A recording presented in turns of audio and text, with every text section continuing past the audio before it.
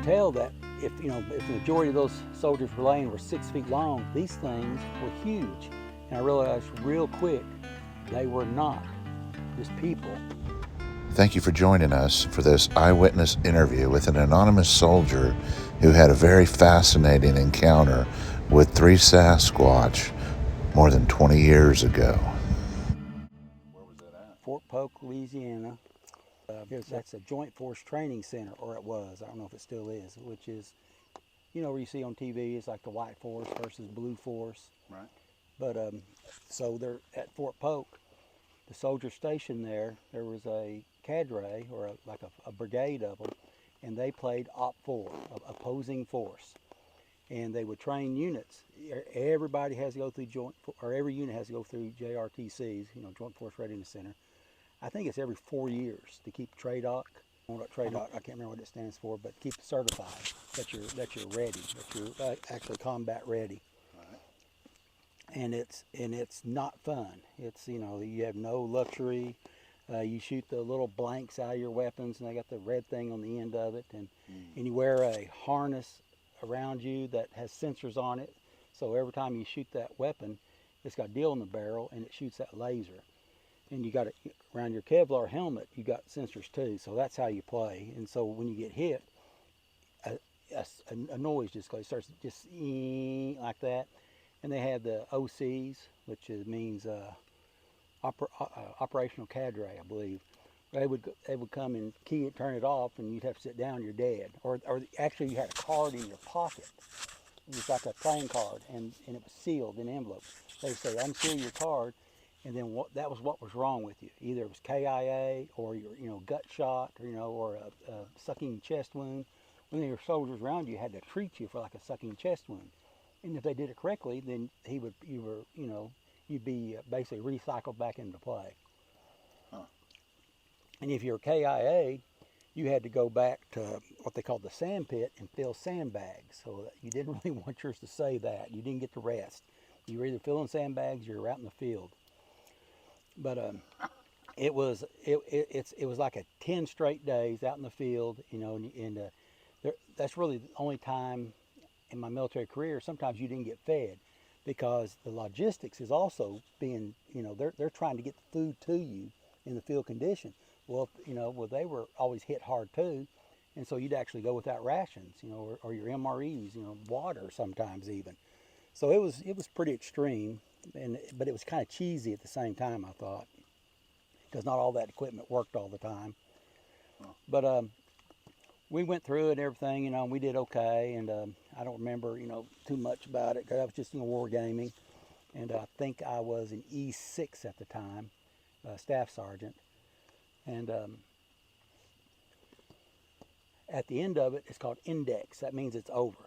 And there's no really set time. It's just, there's 3 stages. There's offense, and then there's a defense, and then all of a sudden the Op 4, they have mechanized. They become mechanized, and they try to overrun you that way. And then that tests all your anti-tank people and everything. That's always the last thing, and that's kind of fun to watch. But so everything was over, and my company commander came up and said, "Come with me. We're getting a joyride on a helicopter." Oh, great, okay. And it's at night, and so we get on it, and they're giving like 10-minute rides, coming back landing. They let some more people get on. They're doing that, just most of the night. And so anyway, I think it was my commander. He had a set of the PVS 14s, or it might have been the crew chief, I can't remember. I think we were using the crew chiefs, which is usually a staff sergeant sitting in the back of the helicopter. And he's in control, he's in contact with the pilots, and he tells you what to do, and they're relaying to him like maybe they're landing, stuff, but anyway, just joyriding, there was nothing going on. And so anyway, I was the last one to get to put on the PVS 14s. And it was pretty neat, I get them adjusted. And of course, when Army helicopter pilots get infantry in their helicopter, they like to screw with you, go fast, drop down fast, try to make you sick. They'll turn the corner sharp and everything. They'll do it in the beginning, then they'll level off, and they'll actually start letting you look around.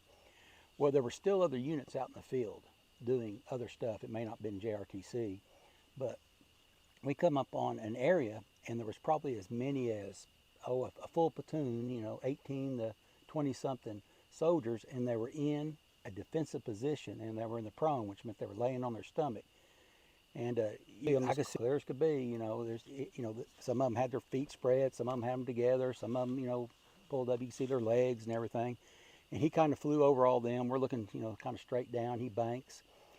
And then we go off, and then he comes back around, and this time I'm seeing 3 people or soldiers, that was like walking up toward them from their rear, coming up to their leg side. You tell which way they were pointing because you can see their legs, and they were coming up behind them, and you could tell that if the majority of those soldiers were laying were 6 feet long, these things were huge, and I realized real quick they were not just people, and I was sitting there looking at them, and they are upright, and I'm assuming the helicopter pilot who has those on, of course, to fly with, he saw them just a little bit after I did, because all of a sudden he guns he actually throttles forward, goes fast, and he whips around and goes back over those soldiers on the ground, gets in between them and these 3 deals, and he's gone down to treetop level, and it was a lot of woods. Those soldiers were in a heavy wood line, but there was a big area that these 3 objects, these creatures were in, that was less wooded. They were like small saplings and stuff, and that's what they were going through. Excuse me. But and he goes, treetop, and it's called dusting. And I guess I'm assuming they pull back on the stick, and it pulls the helicopter back, but he revs up the engine, and it creates turbulence on the ground. And if you've ever been dusted out in the desert, you can't see, get sand in your eyes, right? He does that to these 3 beings, and they all scatter.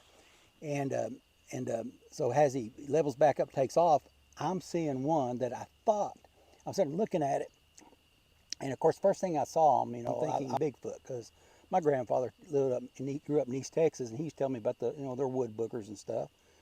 And I thought, oh, that must be skunk apes or something in this area.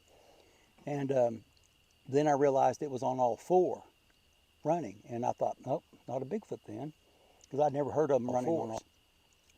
And so I got in the ear of the crew chief that's in the back, and I said, what were those great big things that could walk on 2 legs and drop down on all 4 and run? And he hollers back into my ear, because it's loud on those things. I was told to keep my mouth shut. If I wanted to make E7, get promoted, keep my mouth shut about them. And that was all that was ever said between me and him. And of course, the helicopter pilot, when they landed, they're doing their check down and everything, so it wasn't the time to go up and ask them, and we had to leave. So that was my first visual, and through those, you just saw what those look like. I was looking through those scar scopes, just like you just saw. It's clear, you could really see them, and it was, of course, they're white. They were white heat images, and so and then I years later, listening to some podcasts or finding Bigfoot or something, I start hearing about them that they will drop on all 4s and run, and I thought, well, I guess those were Bigfoot.